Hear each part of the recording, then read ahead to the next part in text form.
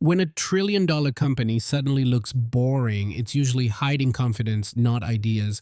Because when a company is truly scared, it doesn't slow down. It throws features at the wall, renames old tech with shiny words, and hopes nobody notices the panic. But when a company feels in control, it gets conservative, quiet, almost boring on purpose. And that's exactly why the iPhone 18 Pro rumors are interesting. On the surface, the leaks sound underwhelming, minimal design changes, similar look, same general formula, the kind of update that makes tech Twitter sigh dramatically and type, Apple is out of ideas for the 47th year in a row.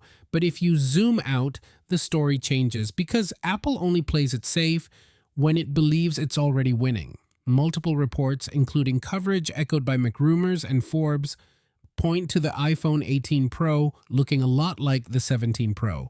Not because Apple can't redesign it, but because it doesn't need to. The iPhone 17 line reportedly sold well enough that, according to a Weibo leaker cited by Apple-focused outlets, Apple was celebrating with champagne. That detail matters. Companies don't celebrate when they feel threatened. They celebrate when the market validated their strategy. So the real message isn't no big redesign. The real message is the current formula is printing money. And Apple's personality as a company has always been this way. When they're unsure, they experiment loudly. When they're confident, they iterate quietly. The silence is the signal. Now look at where the upgrades are rumored to land. Processor and cameras. The A20 and A20 Pro chips are expected to be the headline internal change: translation, performance, efficiency, AI processing, the invisible stuff. The things reviewers benchmark, but normal humans never see. That tells you Apple is optimizing the experience, not chasing spectacle, because spectacle is Samsung's role.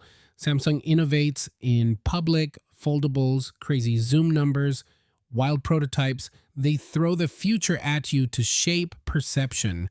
Apple, meanwhile, innovates in private and monetizes when the tech feels stable. It's the difference between a company trying to look advanced and a company trying to look inevitable. And then there's the camera story, which is where the psychology gets juicy. A variable aperture main camera is rumored, something Apple has never done before. Samsung actually tried this years ago with the Galaxy S9 and S10, then quietly dropped it because of cost and thickness trade-offs. That history matters. Apple entering now isn't about copying, it's about timing. They let others prove the demand, absorb the risk, and take the early criticism. If Apple does it, it's because the supply chain, margins, and user benefit finally align with Apple's standards, not because Reddit asked for it.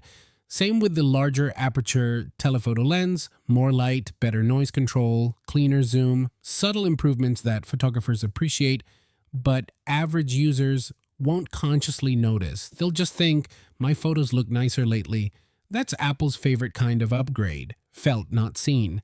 And here's where the silent majority comes in. Tech forums will debate aperture numbers like it's a courtroom drama, f1.78 versus variable aperture versus sensor size. Meanwhile, most people just want their kids' birthday photos to look good indoors.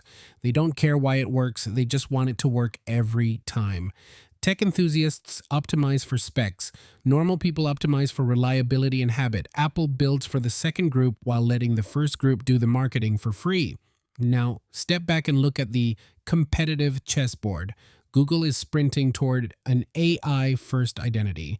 Every Pixel launch feels like a thesis on machine learning. They want to own the narrative of the smartphone, but that also risks making the hardware feel secondary, like a demo device for software ideas. Samsung is pushing hardware diversity, foldables, ultra models, experimental cameras, trying to be seen as the most advanced playground in tech. Apple is positioning itself as the stable center, the phone that doesn't need to scream, the brand that assumes you'll come back. Their message isn't, look what we can do, it's look how refined this already is. That's not laziness, That's power positioning. And ask yourself this: would Apple move this slowly if Samsung and Google were truly stealing iPhone users in massive numbers? Probably not. Calm companies rarely feel cornered. Even the rumor about dropping or keeping the two-tone back design says something. If they keep it, it signals confidence in their aesthetic decisions. If they drop it, it's controlled retreat, admitting it was polarizing without ever saying it out loud. Apple hates admitting mistakes verbally. They prefer to correct them silently and let reviewers rewrite history. Classic corporate I'm not mad energy. What's revealing isn't what Apple announced or will announce, it's what they aren't rushing to change. No dramatic redesign, no desperate gimmicks, no identity reset. That implies their data shows customers are staying put. And data, not hype, drives trillion-dollar decisions. The loud crowd online will say, this is boring, incremental, safe.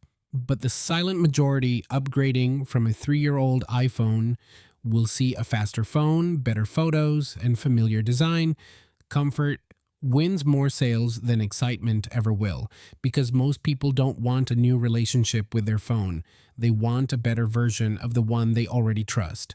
If you've watched Apple long enough, this pattern is familiar. Big redesigns come when narratives need refreshing. Small refinements come when the machine is running smoothly.